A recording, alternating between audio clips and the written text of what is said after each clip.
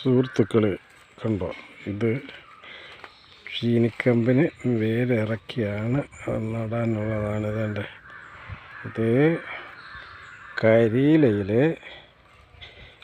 കുഴിച്ചു വെച്ചിട്ട് നനച്ച് കൊടുത്തതാണ്. കണ്ടോ, ഇതിൻ്റെ വേരിറങ്ങിയിരിക്കുന്നുണ്ട്. ഇത് കണ്ടു, 1 മുഴം നീളമുണ്ട് ഈ വേരുകൾക്ക്. കണ്ടോ, അതിനെ കാണിക്കാം.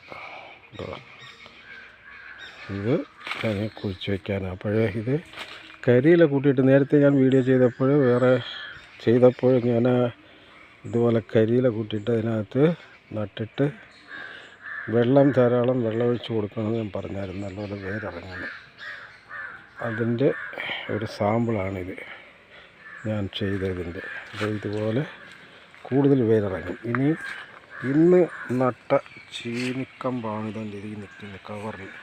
ഇതെല്ലാം വേരിറക്കിയിട്ട് നട്ടതാണ്. ഇപ്പോൾ ഇന്ന് നട്ടതാണ്.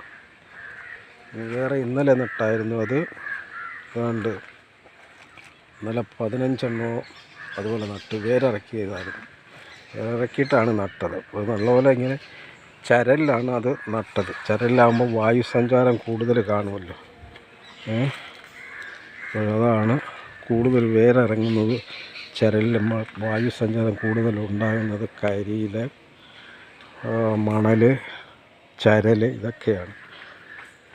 ഓക്കെ, അപ്പോൾ ഇതുപോലെ താല്പര്യമുള്ളവർ ഇതുപോലെ ചെയ്ത് നോക്കുക. ഇത് കരിയിലക്കകത്ത് കുഴിച്ച് വെച്ചതാണ്. ഓക്കെ.